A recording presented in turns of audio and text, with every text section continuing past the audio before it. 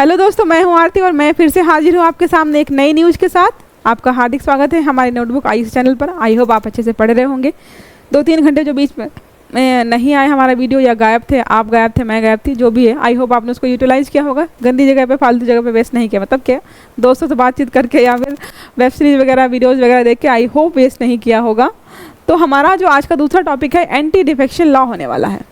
आज का दूसरा टॉपिक हमारा क्या है? एंटी डिफेक्शन लॉ है, दल बदल विरोधी कानून, जिसको आप हिंदी में बोलते हो।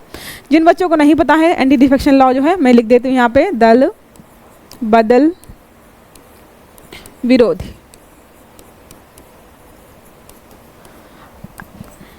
कानून। तो कानून के बारे में चर्चा में नहीं है, ये कानून को लेकर चर्चा में नहीं है। हुआ ये है, anti defection law to Jharkhand MLAs disqualified. तो झारखंड के 2 एमएलएज को वहाँ पे डिस्क्वालीफाइड कर दिया गया है। तो इसका पूरा मामला देखेंगे हम। यहाँ पे कुछ चीज़ें ऐसी हैं, देखो बहुत सारे रीजंस होते हैं जिसके वजह से उनको जो है अपने जो स्पीकर होता है या फिर जो भी प्रिसाइडिंग ऑफिसर होता है, जहाँ चाहे आप राज्यसभा में हो या लोकसभा में हो, विधानसभा, विधान परिषद, तो जहाँ पे भी हो, तो कभी भी कुछ ऐसा होता है तो उसको वहाँ से हटाया जाता है। तो हमारे लिए देखो, ये ज़रूरी नहीं है कि जो है झारखंड के एमएलए को हटाया गया है या झारखंड के एमपी को हटाया गया है, यूपी के एमएलए को हटाया गया है, यूपी के एमपी को हटाया गया। ये कुछ भी क्वेश्चन ऐसा कुछ नहीं पूछेगा कि कहाँ के झारखंड के एमएलए को हटाया गया था, नाम बताओ, पता बताओ, जगह बताओ, ऐसा कुछ नहीं पूछने वाला है। हमारे लिए क्या ज़रूरी है? हमारे लिए ज़रूरी हो जाता है कि भाई एंटी डिफेक्शन लॉ आखिरकार होता क्या है। आपके जो है एग्जाम्स में है, यूपीएससी है, स्टेट पीएससी है, अदर एग्जाम्स में है, आपका वही पूछता है। अभी हाल ही में हरियाणा पीसीएस का एग्जाम हुआ तो उसमें खतरनाक क्वेश्चन पूछा था आपका इस टॉपिक से। तो ध्यान से पढ़िएगा क्या बताने जा रही हूँ मैं आपको, ठीक है। तो देखो, पहले बात कर लेते हैं इसका हम पॉलिटिकल वाला बैकग्राउंड, कि भाई हमारी पॉलिटी में कहाँ पे क्या इसको रखा गया है। तो क्या है, 52वां संविधान संशोधन किया गया था। रीज़न बताऊंगी इसके पीछे हिस्ट्री क्या रही है, क्यों करना पड़ा था। तो 52वां संविधान संशोधन 1985 में किया गया था, साथ में 10वीं अनुसूची जोड़ी गई थी। तो अगर आपसे कभी कोई क्वेश्चन पूछे कि दल बदल विरोधी कानून जो है कौन सी अनुसूची में रखा गया है, आपका 10वीं अनुसूची में रखा गया। अगर हम बात करें कि डिस्क्वालिफिकेशन की, कि किस आर्टिकल के तहत एमपी को जो है डिस्क्वालीफाई करते हैं, किस आर्टिकल के तहत जो है एमएलए को डिस्क्वालीफाई करते हैं, तो आर्टिकल जो है 102 का सब क्लॉज 2 है, वो एमपी को डिस्क्वालीफाई कराता है। और आर्टिकल जो 192 का सब क्लॉज 2 है जो हमारा, वो हमारे एमएलए को डिस्क्वालीफाई करता है। डिस्क्वालीफाई करने के बहुत सारे तरीके हैं, 4 तरीके, मतलब 4 रीजंस हो सकते हैं किसी व्यक्ति को डिस्क्वालीफाई करने के। अगर कोई व्यक्ति ऐसा है जिसने एक तरीके से निर्दलीय चुनाव लड़ा है, उसके बाद बोले कि मैं किसी दल में जा रहा हूँ, मतलब आपने अपनी पहचान के थ्रू क्या किया, वहाँ पे वोट इलेक्शन लड़ा, जनता ने सपोर्ट किया आपको, क्योंकि भाई आप किसी के पार्टी के नहीं थे।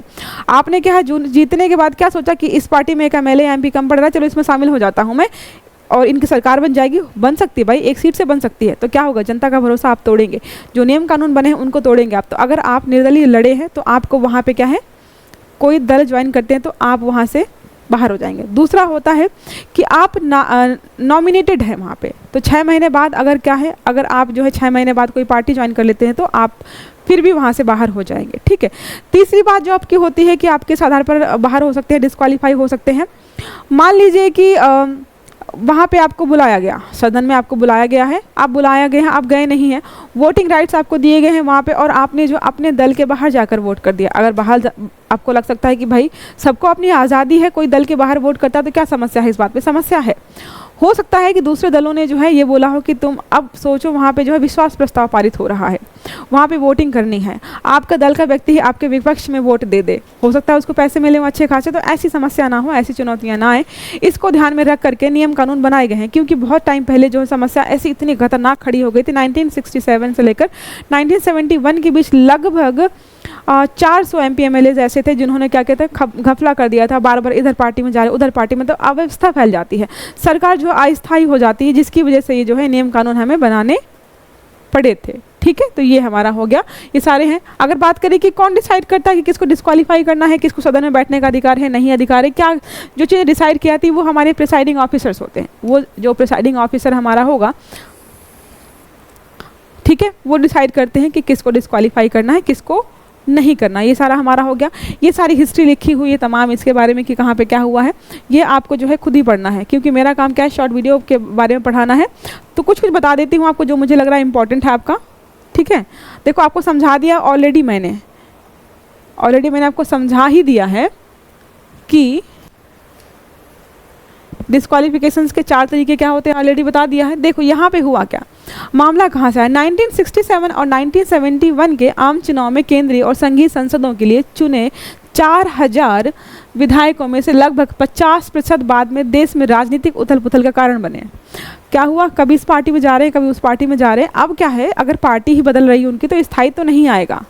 अभी गठबंधन की सरकार है तो काफ़ी लोग बोलते हैं गठबंधन की सरकार है, कुछ भी हो सकता है, कल को जो है अपना सपोर्ट वापस ले लिया तो जो मोदी गवर्नमेंट अभी बनाई हुई है, उन्होंने सरकार बनाई तो सरकार गिर सकती है, तो बहुत सारी समस्याएं होगी। तो इसी को ध्यान में रख करके 1985 में क्या किया गया कि 1985 में हमारे संविधान में संशोधन किया गया 52वां 52वां, और 10वीं अनुसूची ला करके बोला गया कि अब करो तुम दल बदल, अब जाओ यहाँ से वहाँ, अब क्या है आप हिल नहीं सकते हो, आप डिस्क्वालीफाई हो जाओगे तुरंत ही वहाँ से।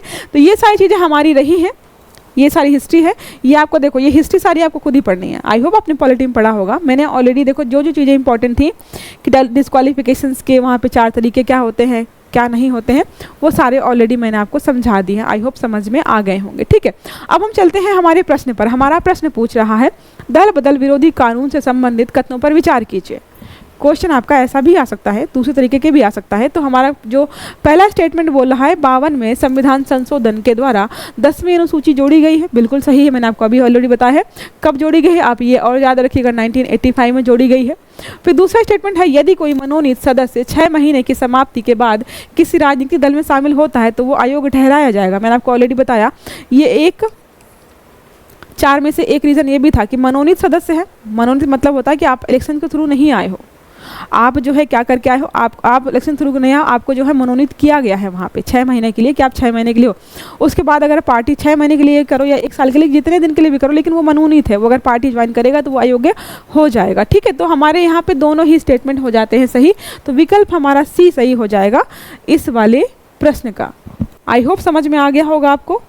बहुत छोटे छोटे टॉपिक हैं जो चर्चा में रहते हैं, हम उनको कोशिश कर रहे हैं कवर करने की।